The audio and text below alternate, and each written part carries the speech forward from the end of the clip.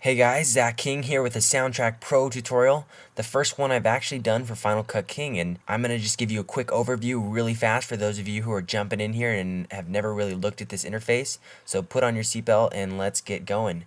Up here in the right hand corner we have what I call the pane mix, where you have different panes you can select for a different area you want to focus on. So if I want to focus on here just in the timeline, I can select all these buttons. Or if I want to put them back, just select the panes that you want there. If you want to mixer up, and basically if you hit this layouts tab, you can revert it back to a standard layout or a pre-made layout that you want to make. I'm going to revert this back to standard, which is how it is right now. And you're also going to see if I move these grabbers on the side, I can open up this video. I can also pop out these tabs, and so they can free float in space if I want my video positioned somewhere else, or I can add the tabs to another location. Again, I'm going to go to the Layouts tab and change that back to standard. One of the tabs you're going to be working in a lot is the Video tab, and I want you to get familiar with all these tabs here.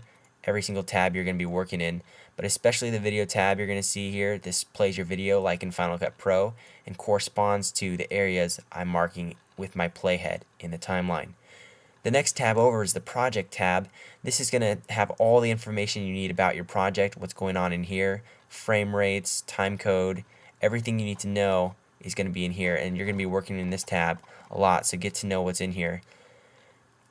Next over we have our Project tab, and this is related with information that's here in this tab, and this is called Entitled right now because I haven't titled it anything, I haven't saved it, and it's basically got my video and all my sound effect layers.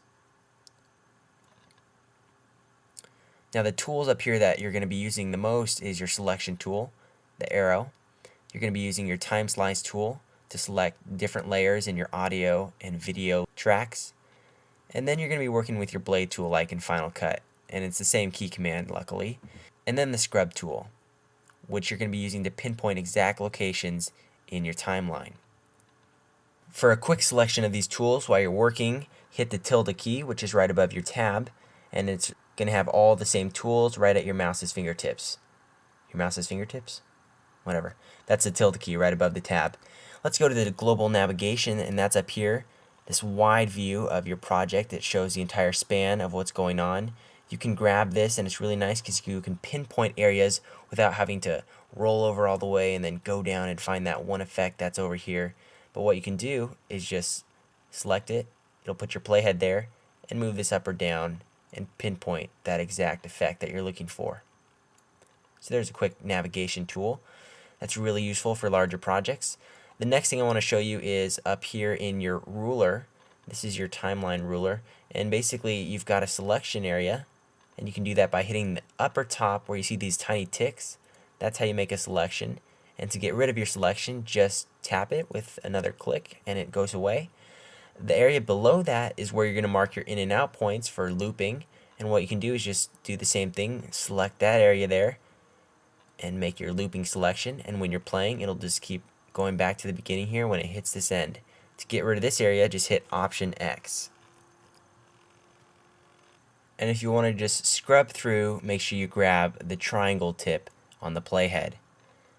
Now to add a track here, what you can just do is go to multi-track, add track, or hit Command T, and the track will appear at the bottom of the list, track 9. To rename it, click, and the new name appears. To change the logo, double click, and you're going to see I can change it to an icon of my choice. Now in this track we have a standard record, mute, and solo, and right here we have a bypass, which if you hit this it'll bypass any effects that's being sent to your track. Also you have a levels and a left and right pan. If you want to work in surround sound, right click this and hit Use Surround Panner. Now you're going to see a surround sound editing bar appears. To revert this back, right click, Use Stereo Panner.